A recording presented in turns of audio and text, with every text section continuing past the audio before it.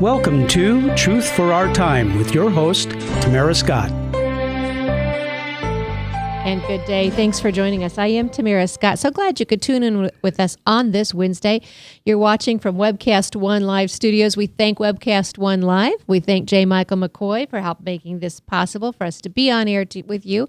And we thank Crave, Christians Reviving American Values Every Day. Crave, we thank them for joining us and partnering with us. If you'd like to partner with us because you like truth and you recognize that you can't get it in very many places anymore without it being twisted, turned, or tainted, then we'd love to have you partner along as well. And you can call J. Michael McCoy at the studio here, or you're welcome to try and find us. Tamarascott.com is up and running. My thanks to Ryan, our producer, tamarascott.com, and we try and post things from the show there when we have the podcast up and just a little explanation of what's going on.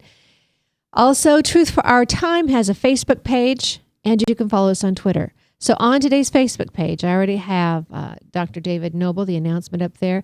We're going to be discussing his book, the re-release of Understanding the Times. If you're watching online, I have those in front of me. Understanding the Times is being re-released. And if you are listening at the noon hour on Sunday, 99.3, we thank them for partnering along and letting this truth get out to that many more people on Sundays on your way home from church, or while you're maybe at home. Some of you can't get out and go to church. We will bring a little truth to you each day so that you can live God's word in today's world. And we help you when the headlines hit home. So first, I want to thank my guest. I am, Ryan, I think I'm a little giddy because Doc Noebel is one of those guys that, there's such wisdom there, such insight. I learned about him back in 2002, 2001, when we brought the first Worldview Weekend here to Iowa. He was one of the speakers. We were delighted to have him. And here was this man who had written so much and had started a camp at the base of Pikes Peak back in, I think, 1962, because he saw the way the world was going. Back in 1962, he saw the danger. And at that camp, it's an old hotel, and they have kids come after they graduate from high school so they can learn about all the isms before they go to college and get hit with them. It's great training, still happening today, though Doc has somewhat retired. He's passed it along to Dr. Jeffrey Meyer, but it's still a great training for your kids to go today and learn what they're going to get hit with and how to confront it, not with a frontal assault, as Doc Noebel warns these kids, but how to deal with it and then gives them from the experts, whether it's Dr. David Minton at Brown University or Gary Gakukul with Stand to Reason, or all these speakers from wonderful organizations, universities, the experts in the field, so your kids have good resources, a textbook or a notebook that they've helped write with the notes. When they get to college, the resources are there, fresh in their head, and they can combat what they're hearing that they recognize as not true. You do it too. When we're at work, when we're listening to the news, when we're having a conversation with friends over dinner, you hear something and you know in your gut it's not right, but you don't always know how to confront it or what to say in response to it. Sometimes we don't want to hurt a friend's feelings, so we want to do it politely. Other times we're afraid we're out of our league, so we don't want to combat it. Doc Noebel can help you through those times, and that's why I'm so excited to have him on air with us today. I will tell you quickly, my son, good kid, awesome kid, never rebelled. Was he typical? Yeah. He wasn't perfect, but he was a great, great kid. And we kept telling him, you're going to go to Summit Ministries before you go to college. And one day he sat down in the living room. He said, I don't want to go. I love you guys. I don't want to lose 2 more weeks with you before I go to school. Why are you sending me? If I'm mad at you and I never talk to you again, are you going to send me anyway? And we said, yes, we are. We'll hope you get over it. But we're sending you. We're not going to risk you not having this information. We picked him up in the van on the way home. And by the way, we went out to Manitou Springs. We spent a week there as well in the cabins on the campus of Summit Ministries. We were ministered to in the sessions we went to. It was one of our best vacations as a family. And on the way home in the van, my son was Nobelized. He had the phrases of Dr. Noebel. And we listened to the dialect, if you will, of Dr. Noebel the whole way home. And as he went to school that next week, he was in school 2 days before he called and said, Mom, Dad, I am using my summit stuff. I don't know if I'm going to make it here till Christmas, but I am using my summit stuff when the professor in our religion class told us we didn't have to believe in Jesus Christ, the resurrection, to be a Christian. He said, I saw all these other Christian kids sitting there smiling. They had no idea how to combat this, but I did. Thank you. Or when they had the ceremony and all the professors walked through in their robes, he said it was more pomp and circumstance than my actual high school graduation. And all they wanted to tell us was that there was no absolute truth. I was the only one to speak out in our small group. So Dr. David Noebel, thank you so much for taking time out to join me today. Well, Tamara, I don't know what I'm doing on this line because you can carry this whole thing, to tell the truth. That was a great summary of Summit Ministries, and it is true that I'm practicing retirement right now from the Summit, but I have come up with a great definition of retirement, and that is that I don't have to meet payroll every 2 weeks. So anyone that has had the privilege to meet payroll knows exactly what I'm talking about. And personally, I don't think anyone should be voted on for any public office unless they've met a payroll someplace along the line, because it changes one's perspective like you can't believe. But Summit Ministries is, and still is for me, just a fantastic educational experience for Christian young people.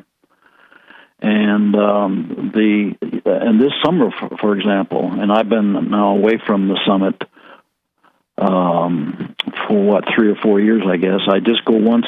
I lecture one day out of every session, and that's about it for me right now. It takes me a day to get there, and I'm living in Prescott, Arizona, and it takes a day to get back, so it takes a while. But anyway, I really enjoy the young people, and the young people, they haven't changed one bit, Tamara.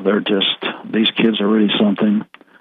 The big change, I think, is the amount of homeschoolers that are in these classes. Usually, in the past, the homeschoolers would monopolize the first and the last sessions because the public schools weren't out at those times, you know. Mm-hmm.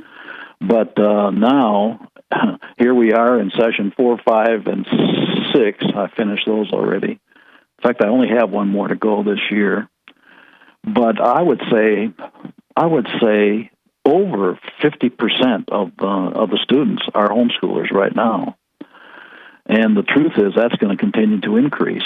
You're right. And not only do we have our program in Manitou Springs, Colorado, but we also had a full course in Tennessee at Bryan College. We had over 300 students there for the 2-week session there. And then we started a new one at Biola University campus. And Josh and Sean McDowell are the ones that are really helping us there. And we started, I think, the first time there with 40.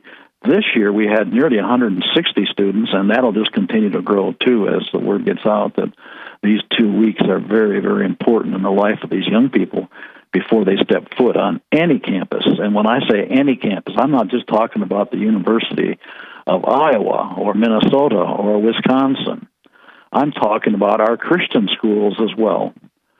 And it's important that they just get a grasp of the importance of a good basic Christian education. And I think all the roots are there at the Summit for these 2 weeks. So you've experienced it with your son. I still remember him, by the way. And we've had wonderful students over the years, and they're just there as well. I look at them, and I listen to them, and we still have those front porch chats, you know. Right. They come up with all these questions. Some of them, I don't even know what they're talking about on some of these things. They're talking about some film or something, and I've never heard of it because I read books instead of watching it, you know. But it's been a great experience for me. So as far as your listeners are concerned, anyone who has a son or daughter, grandson or granddaughter, and they're thinking of going to any of our institutions of higher, what they call higher education. By the way, I put higher in quotes on quotes. Right. They need to consider at least 2 weeks at the summit, just get away from everything. It's just up there in the mountains, and it's just a great time to reflex, and they can just sit down and start thinking about some serious things for the first time maybe in their life. It's an amazing experience. My daughter went there as well. My son did the correspondence worldview courses through. Somehow he got credit through Summit, I believe. My youngest son, but we had 3. We didn't know about it in time for my oldest, and I regret that so much. But the teaching was phenomenal, and you mentioned the front porch chats. Those, even when we were there as adults, getting just to sit in and listen. Remember that? Oh my goodness. It was truly, Dr. Noebel, one of our best family vacations. And that tops Disneyland. It was one of our best family vacations. Well, we do sort of act clownish once in a while, so we can give Disney a little run for their money. But those front porch chats are they're really interesting because these kids, come from all over the country. In fact, they come from all over the world right now. You can't believe how many are coming in from other countries. And they come up with questions, and you just look at them and you just think to yourself, they can't be serious. But they are. But they are. And these are such deep, tangled truths. And here's the deal, and you know better than I. You've worked with kids much longer than I. But these kids, I think, can tell when they're being fed baloney. They resent some of the stuff that's thrown at them. Many of them, even though they're in 2-parent homes, and many of them coming from what we call Christian homes, are left to their own vices 3 to 5 after school. They don't feel like they're the priority in their family's life, or they're forced to be on a performance mode all the time, whether it's sports, whether it's school. And so a lot of these kids, these kids just, we don't speak to the soul of the being anymore. It's the Pavlov's dog theory, and here's your reward, do this, now you must do this. So you really, I think, are nurturing the individual where many of us should be as parents, but have forgotten how over decades of government telling us to put them in preschool, which, by the way, to our listeners, I strongly oppose. And you heard Doc Noebel talking about the increase in homeschoolers, and I think I was just reading an article about I think it's like 7,000 increases in the number of increasing homeschool students in Florida. This will happen more and more. Yeah, really? Don't quote me on that. Go find it, because I just, you know how you read things in flashing across your phone, and so I'd have to pull that one up. But that's what I believe I saw. I know that Carolinas have experienced a growth. This Common Core that's coming through is just horrendous. Not only in Common Core is going to make the homeschool movement explode. Absolutely, it is. We've seen it. And not just that, I believe also what we're seeing with the agendas. I was on air saying this back in the 90s, Doc, that if we went with some of these agendas, we would have 6th grade boys being able to walk into 4th grade girls' bathrooms, and I was poo-hooed. Guess what? 16 states are now dealing with just that issue. Right, and California led the way on that. So they call it a red herring, and if I were to write a book, Doc, and I'm not very good at it, I just don't get it done, but one of them would be titled right now, "When Red Herons Happen," because it's happening all across the nation. Well, that might not be a bad title for the book. That's what's after. So, yes. Now our young people are the game. There is no doubt about it. I just wish that our churches could figure this thing out, too. The greatest mission field for the church is not Africa or China or Timbuktu, and that's in Mali, by the way. But the greatest mission field, their youth. And if we lose a generation, it's all over. Even the Christian faith moves from generation to generation. We're generational creatures. We're born and we die. And if we don't pass on our faith to the next generation, it dies.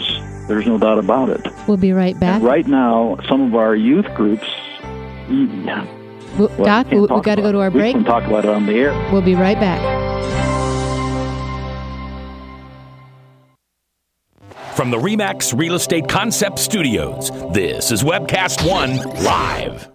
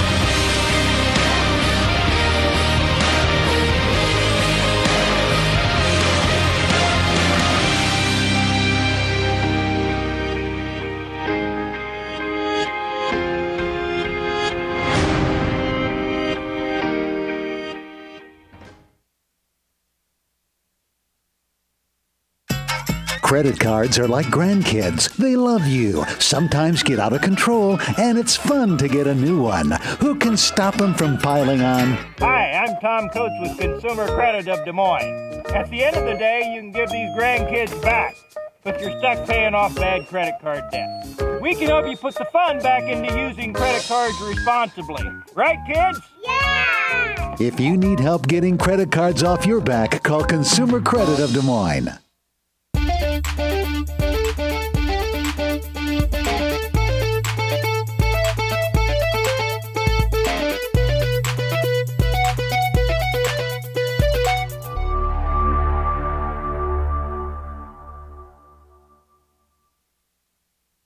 Hi, I'm J. Michael McCoy, and about 20 years ago, I went to a used car salesman by the name of John Hewitt. He had a little shop over there on North 2nd Avenue called John's Auto Sales, and I bought a car. I found that experience to be one that I had never had before from a used car salesman. He was honest, he was dependable, he had integrity, and he did what he said he was going to do. Well, over the years, between my kids and grandkids, I purchased 7 vehicles from John's Auto Sales. And last month, I asked him to be a sponsor. I can tell you about their huge selection. I can tell you about their years of experience. I can tell you about their honest integrity. But all I really need to tell you is that I bought 7 cars, and you can trust them. John's Auto Sales, 5435 2nd Avenue, Des Moines. You need a good ride when you hit the trail. Trust the man with the cars, and he goes by the name of Big John. Big John. Big John. From the RE/MAX Real Estate Concept Studios, this is Webcast One Live.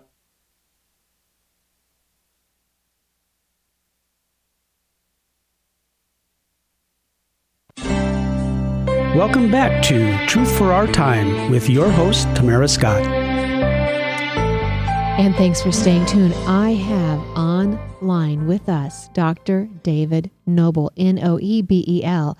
Dr. David Noebel, you can follow him on Twitter.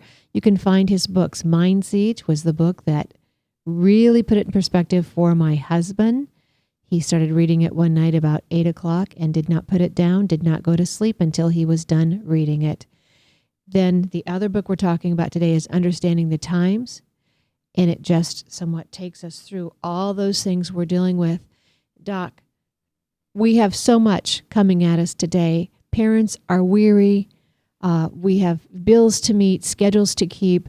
And then beyond that, as our First Lady is concerned about with what our kids eat in school, nobody seems to be paying attention with what they put into their heads. Right. So, whether it's whatever issue you want to take first. We've got the Planned Parenthood videos. That 6th one came out this morning. I've got it on the Truth for Our Time Facebook page. We've got marriage. We've got transgendering. We've got folks wanting to threaten folks like me if we refuse or mistakenly call someone by the wrong sex anymore. Well, sex is no longer a politically correct word, They're even in the applications now for college, they don't use the word sex, they use the word gender. And then they give you about 5 or 6 boxes that you can check off. I always tell our students, why don't you add 5 more? I mean, or make it a full dozen, If you're in love with a tree, you can always put that down. I'm sure there's a name for it someplace. Actually, it is. It's called objectivism. You're absolutely right. So gender is the key word. Biology is out. Sex is just male and female. I mean, when the baby is born, even the doctors, the doctors really, I have to give them credit. They haven't really bought into this thing very much. And when a baby is born, they just check off male or female. In fact, the first thing determined, at conception is the sex of the individual. So they know by DNA if it's male or female. So even when the transgenders try to change it, there's our friend Jenner is still a male. I mean, he can cut off and add as many parts as he wants. It used to be the famous slogan, I think, parts is parts, but it doesn't make any difference. All you do is you just check, and you can tell if he's male. You can tell if the DNA doesn't change. Female. The DNA doesn't change. Just correct? The DNA will tell you that. But now biology is taking a back seat, and this is interesting, Tamara. Same-sex marriage. Well, let's go further back. Homosexuality does not fit the Darwinian pattern, And the Darwinian pattern, according to the scientists today, is supposed to be gospel. And you're going to notice now in this election that's coming on, in fact, Scott was already hit with this question, of whether or not he believed in evolution. Remember when he was in London, and he put it off, and he said, hey, I'm running for president. That's a discussion for someone else and not this time, which I thought for him at that point was great. But there is a good response to this whole thing, too. But right now, the science of if biology is considered a science, and biology is based on Darwin's theory of natural selection plus mutations, homosexuality doesn't fit the pattern, because all natural selection works on is reproduction, and if you don't reproduce, you're not going very far. And homosexuals don't reproduce, so they have reached the dead end of the scientific model of Darwinian's theory of evolution. So, in a sense, if you're going to debate this with anyone, you're going to have to decide: are you going to be for science? I mean, the liberals, by definition, their whole scheme was, well, you Christians, you're just people of faith. We're people of fact. Right. We have science on our side. Right. Well, I have news for them right now. Most of them are pro-homosexual, and they don't have science on that side, if, in fact, they claim that Darwin is their gospel. So this is something that our young people need to catch on to, and when they step on these campuses this fall, they could have the time of their life, to tell the truth. They could be in a class, and they could have more fun than a human ought to have. So but they just need to know a couple of things. And the truth is, I even have the latest copy of One Biology Quarterly, and it actually comes right out and says we don't have any scientific proof that homosexuality is involved in any gene or chromosome or protein or whatever. So they have their problems. And a couple of years ago, 2012, in fact, BBC ran an article or ran a program. And then they put it in a magazine, too. I think it was called BBC Magazine or BBC News or something like that, and admitted that homosexuality, we don't know where to put it into the Darwinian scheme of things. So when you find a British publication mentioning that, you know that there's real problems up front. Absolutely. And as you're saying, they usually used to throw at us that we were people of faith, they were people of fact, or that they went with science and not feelings and our... They would always say faith derogatorily. But as you're pointing out, the DNA doesn't change. So where's the science there? The DNA does not change. And I find it strange. I just find it ironic. And it's not even it's risky to even discuss it, because they try and create a social jihad when someone even ventures in here. And, right. On right. Social media, you are quickly punished. And if they can, they'll get it into your workplace, where you are reprimanded and possibly suspended and even fired for even talking about something like this. But if we're going to go along with this, let's confront hypocrisy, because it's the left and the progressives that are always throwing the cards, whether it's the black card, the sex card, the female card, the war on women. Right now there's a movement by 50-50, or excuse me, by 2020, the year 2020, they want 50-50 in the House and U.S. Senate. They want 50% male and female by the year 2020. Well, my thought is, how can you do that? You don't even want to call somebody a sex. That's a changeable thing every day. And I had a reporter just call me just yesterday, is the Republican Party ready to nominate a woman? Well, obviously we were ready to nominate Elizabeth Dole when she ran in 2000, and Michelle Bachmann in 2012 was an excellent candidate. So those are just, silly questions trying to sidetrack us. But again, if we're going to go with the way of the left, why do you even ask? That's right. That's a very good point. And this is something that our young people need to hear and need to know. Now, in the latest newsletter from Dr. James Dobson, he has a great summary of the whole issue on same-sex marriage, in which he points out that really the issue, even for the homosexual community, is not marriage.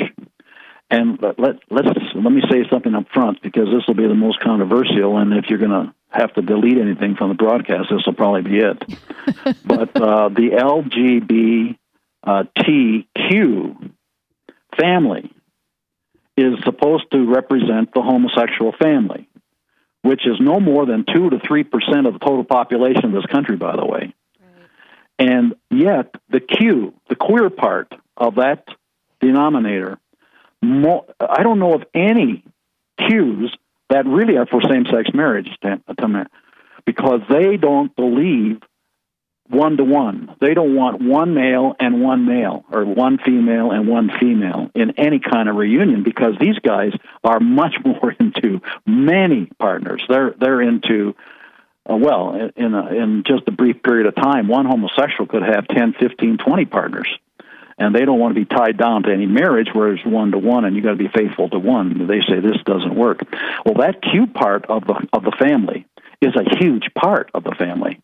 And that crowd never was for same-sex marriage. They just let their L and their G's work with it, and they said good luck and we'll see you later. They never thought it had a ghost of a chance to pass. So could be... they're out there by themselves wondering what in the world is going on here. But as Tim Dobson points out in his newsletter, the marriage part is just a minor part. The homosexual revolution and the marriage is just a small fraction of the revolution, because they are going to affect everything. It isn't just marriage, but the same-sex marriage passed by the Supreme Court is going to affect everything in our culture, including education. Now, right now, for example, and they were even doing this before same-sex marriage was stamped with its Supreme Court approval, but they were already down in kindergarten, first, second, and third grades teaching the younger innocents. And you talk about child molestation. This, to me, was child molestation. When you start teaching first, second, and third graders about the glories and the wonders of the homosexual lifestyle, you know you got a problem.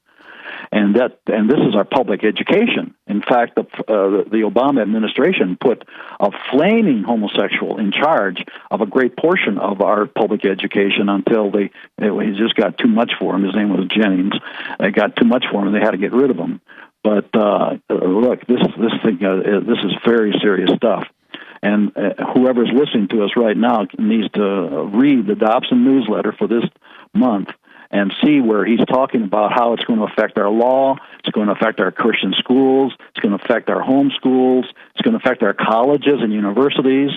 The dorms that are presented on our college campuses, they're for male and female. But if they don't agree now to put 2 males or 2 females in these dorms, they're going to have a lawsuit that you can't believe. They could turn the whole college upside down and put it out of business.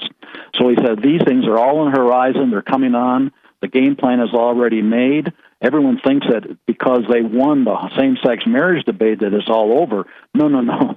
That's just the beginning. In fact, it might not even be the beginning. It might be the beginning of the beginning. And the end of it is way down the road, and the game plan is to destroy Christianity. That's the game plan. That's it. Because they contend that Christianity has been very tough on the homosexuals for 2,000 years, and now it's time to get back at this whole thing and show them who's really boss. So we're in a very explosive cultural revolution. You talk about war on women that you just mentioned, Tamara. This is a war on the culture. This is a war, well, let's put it this way. This is a war on Western civilization. That's right. And Western civilization is in bad straits right now. In fact, I sometimes look at it and I think to myself, I don't know if I can survive another generation, to tell the truth. But these are very serious times. And so, Doc, we've only got 2 minutes left before our break, but you brought up the word Q, and here in Iowa, the Q is for questioning. It's not queer, it's for questioning. And, of course, they've added one more letter to the alphabet, the A for alliance. And I think there's an I. They got another. Tamara, their alphabet goes on. It's Q-A-I-A now. Q-A-I-A. And the I is now intersexual, and I looked it up, and I couldn't even find a definition of it, so I'm not sure what that means. I mean, and why not just keep on trucking? Put a T in there for trees or whatever, you know? And here's the deal. If you don't have a plumb line, if you don't have an absolute truth, then you are all over the place. That's true. That is true.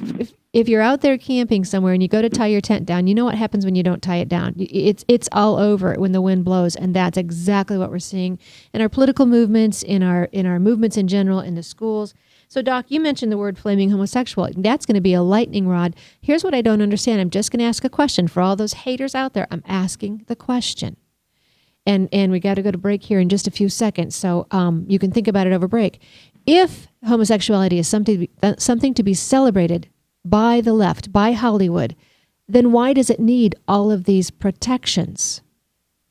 And if it needs these protections, then why do we promote it as an everyday lifestyle and a regular choice for our youth? Good point. We've got to go to break. We can talk about that when we come back. We'll also get into some of the isms your kids get when they get to college as you're preparing to send them out the door. Thank you for staying tuned. This is Truth for Our Time. I'm Tamara Scott.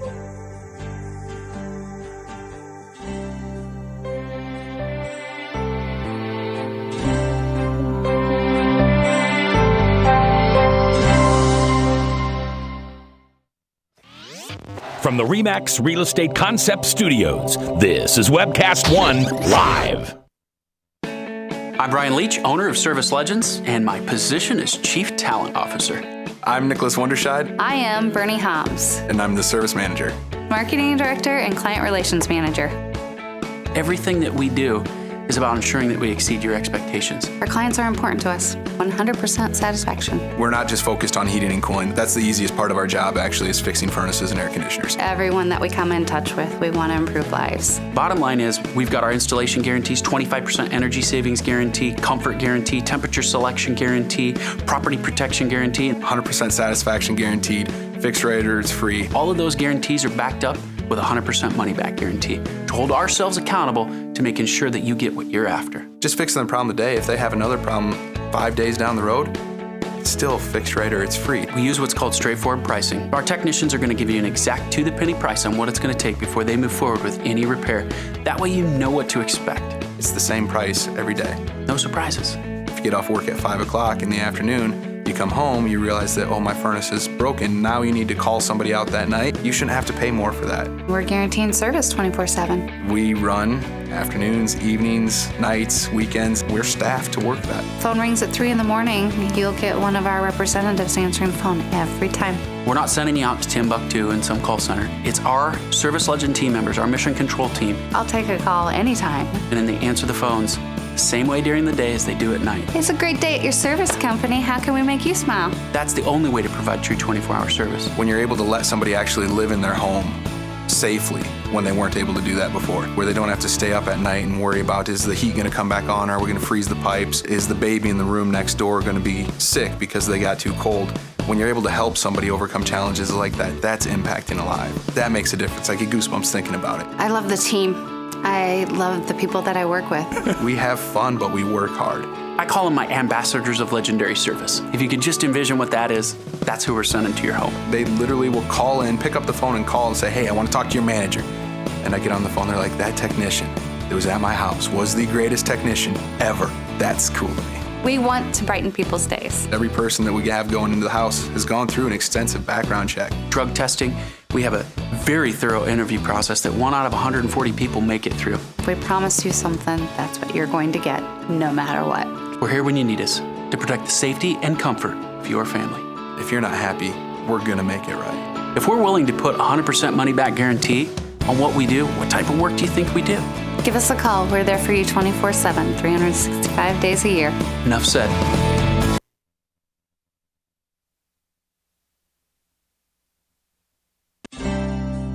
Welcome back to Truth for Our Time with your host, Tamara Scott. And thank you for listening. And I am just so thankful to be here. My thanks to J. Michael McCoy, Webcast One Live Studio, our sponsors, Christians Reviving American Values Every Day, Crave, Christians for America. And if you want to get in touch with us, either Truth for Our Time Facebook page, tamarascott.com, info@tamarascott.com. I'm thrilled to have Dr. David Noebel with me, Noebel, Dr. David Noebel. And you can do a search for him. You can find his book, Understanding the Times. I have it underneath my notes right here. We're talking about all those things facing our kids today and facing us as adults, those things that we're not sure how to handle.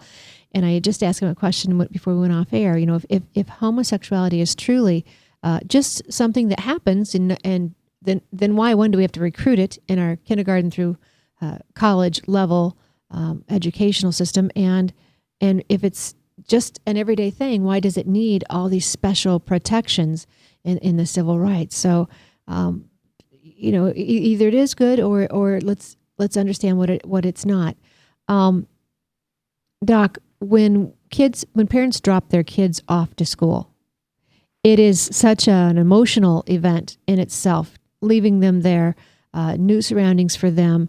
I don't think most parents understand what happens at school anymore. I don't think they understand all of the pushes towards drinking from the school itself. They'll deny that, but my daughter had emails from people who were paid by the school, and she was a minor, asking her to come to this party, figure out if you're an obnoxious drunk, a quiet drunk, a loud drunk, a shy drunk, right?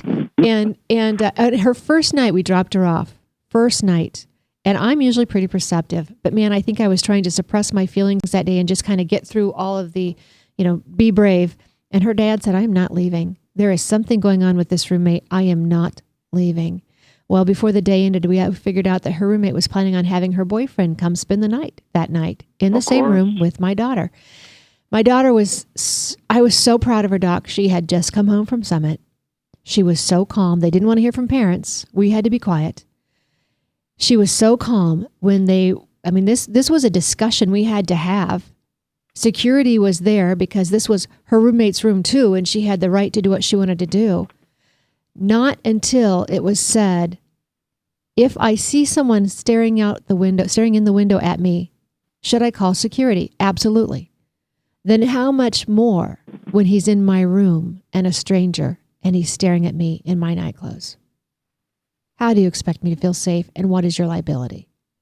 Only then did they care. Otherwise, they went on to tell us that roommate, her boyfriend, could stay 3 nights. That's the rule. He could stay 3 nights in a row. Yeah. Well, what you're saying right now brings back a lot of memories. My granddaughter went to a big school out east, very famous in North Carolina. And her roommate brought her boyfriend into the room, and so my granddaughter had to leave the room and study in the library or in the hall. Right. And his name was Jesus, so she used to call her mother and say, Jesus is in my room. Jesus is in my room. So, and my daughter thought, yeah, I bet he is. I bet he is. So and what that went on for a whole semester. So, and then what's interesting, Tamara, is when you go and complain to the powers that be, you're the victim. Yep. I mean, you're the problem. Enemy. Yeah, you're the problem. You're the problem. You are the problem, and therefore you need to go to a special class and get some re-education there, so you realize that to have Yesu in the room with your roommate, well, that's just perfectly normal. And in fact, there wasn't anything to protect her from anything because they were involved in some very important things, and she just had to go and get out of there. And here was the phrase. She made it through that school in one piece, and she told her mother, she said, Grandpa, that's me now, Grandpa was right all the time, Mom. It's amazing when they figure that out, right? And here's what they tell the students. You can't push your values on other people. And thankfully, my daughter had just been to Summit, and she said, I'm not. I wish you wouldn't push yours on me. Yeah. You're the one forcing me to take part of something I'm not comfortable with. So because she'd learned all the arguments. I think I wrote you and told you that my granddaughter just got her law degree. So she has now got her JD, and she just passed her bar. So she's a full-blown lawyer in the state of California. I don't know what that means right now. I don't know what she's going to do with Moonbeam, but we'll see. Right. And if she's going to fight any of these things that we've been talking about, she'll have good work security because there's so much crazy things happening in in California. If nothing else, just the regulatory. There are 435 regulatory agencies, Doc, and they are the ones who are making law, not passing it legislatively, making it through enforcements, regulations, and taxations. And it's costing the average household $14,000 a year. That's what we're dealing with. So maybe she can fight some of these isms. Let's talk about what do you say to parents? What do we handle? What's the biggest risk to us today? The biggest risk is losing your children. There you go. I've always taught this too, Tamara, that, as I mentioned earlier, the greatest mission field for the church are their young people. The greatest challenge for the parents are their young people. And we can't afford to lose any of our young people right now. And therefore, we have to come up with a strategy, and we got to be brave, and we got to lay down the law, and we got look at Ben Carson and what his mother did for them, and he says that she couldn't even read or write at that point, but she forced those two kids, her two boys. What did they have to read, a book a week? Was it, or I thought it was maybe two books a week. I'm not sure. Was it a couple books a week? I think it was a couple books a week. He said he just couldn't stand that, and why she was so stupid and why she was so dumb. Now it turns out, he says, she was the smartest thing on wheels, and she had this game plan already in advance. So that's where I'm coming from, too. I think parents need to have a good game plan, and if they want to, if they have to send their young people off to public schools, then they have to homeschool them at home when they get back off of that. So when they get home at 4 o'clock in the afternoon, they have to hit a book that is on the same subject from a Christian point of view. And they're there, by the way. In fact, you mentioned Understanding the Times. It has been updated, Tamara, and it's really well done. Jeff did a great job. He and his team they just upgraded the Understanding the Times that came out originally in 1991. And then and in those days, it only had 4 worldviews. I added 2 more later. I added postmodernism and Islam to it later. So now there are 6 worldviews in the work. And each worldview, if you take your time, and I don't care who it is, I remember I was speaking someplace, and some little girl came up to me and she said, I just want you to, she says, thank you for writing your book. And I looked at her and she was just tiny, I thought. And I said, what book? And she said, well, Understanding the Times. I said, Understanding the Times? I said, honey, that's 900 pages. I don't think you could carry it. I said, how old are you? And she said, I'm 14.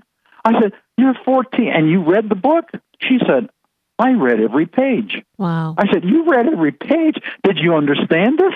She said, sir, I understood every page. Wow. Whoa. That took me back about a generation. I thought at 14 I could hardly play yo-yo.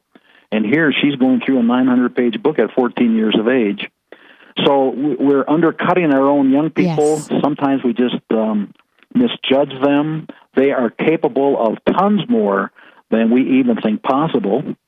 Remember William Carey, way back when? William Carey was the father of modern-day missions. Mm-hmm. When he was 8 years of age, his daddy died. He had to go to work. He had to support, get this, 8 years of age, he had to support his mother, his brother, and his sister.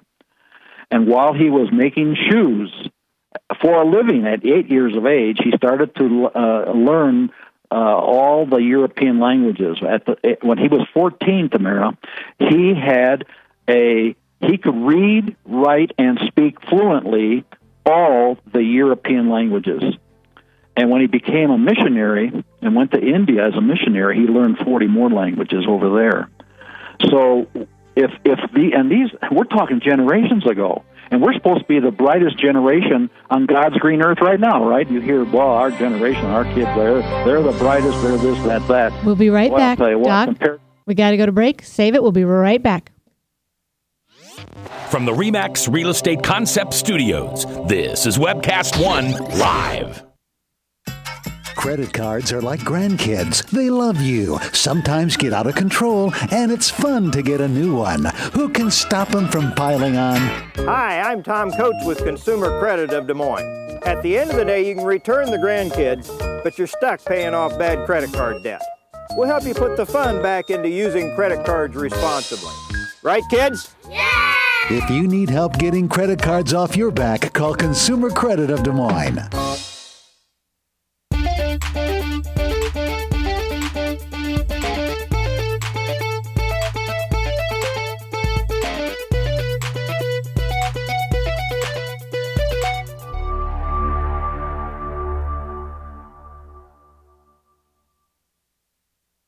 Hi, I'm J. Michael McCoy, and about 20 years ago, I went to a used car salesman by the name of John Hewitt. He had a little shop over there on North 2nd Avenue called John's Auto Sales, and I bought a car. I found that experience to be one that I had never had before from a used car salesman. He was honest, he was dependable, he had integrity, and he did what he said he was going to do. Well, over the years, between my kids and grandkids, I purchased 7 vehicles from John's Auto Sales. And last month, I asked him to be a sponsor. I can tell you about their huge selection. I can tell you about their years of experience. I can tell you about their honest integrity. But all I really need to tell you is that I bought 7 cars, and you can trust them. John's Auto Sales, 5435 2nd Avenue, Des Moines. You need a good ride when you hit the trail. Trust the man with the cars, and he goes by the name of Big John.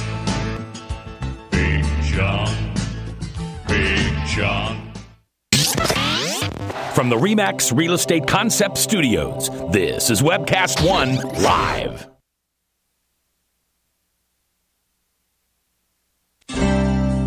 Welcome back to Truth for Our Time with your host, Tamara Scott. And thanks for staying tuned. Doc Noebel is my guest, Dr. David Noebel. If your child has had the blessing of going to Summit Ministries, you know the phrase, you can put it in your pipe and smoke it. And we're even hearing some politicians say that now. So, Doc, I think you're having a good influence. We're talking about our kids. We're talking about them going to college, what you need to know.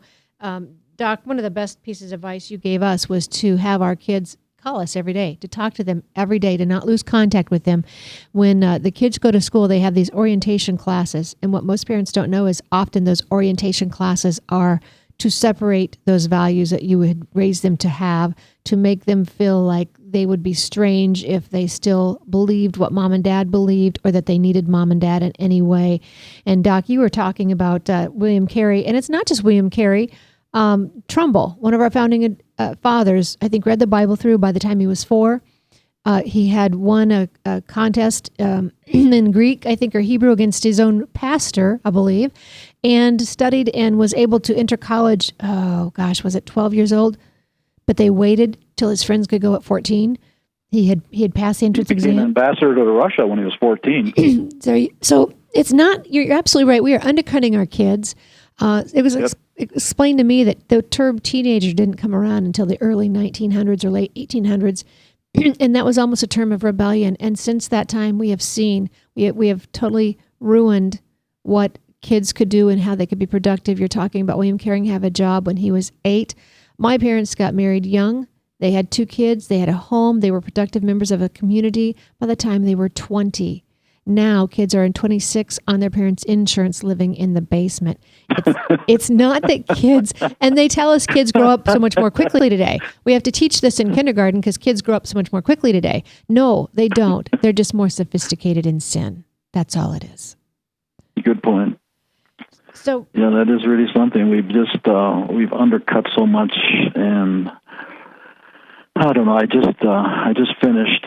Well, really, it was a year ago when I finished it, but I just spent the time to go through Will Durant's history of civilization. He divided into 11 volumes, by the way, each one about 1,000 pages, so it took a while. But just going back over history itself is just something that let's put it this way: once you study that type of history, all the civilizations that went forward, they went up to the top, and they all went down to the bottom. And there's always a division on whether we've had, 19 civilizations or 28 or whatever. Toynbee said 28, but I think Durant is closer to 20. Nothing has changed, Tamara. Literally nothing has changed in all of these years. And that civilization that went up, it went up surely, and then it came down.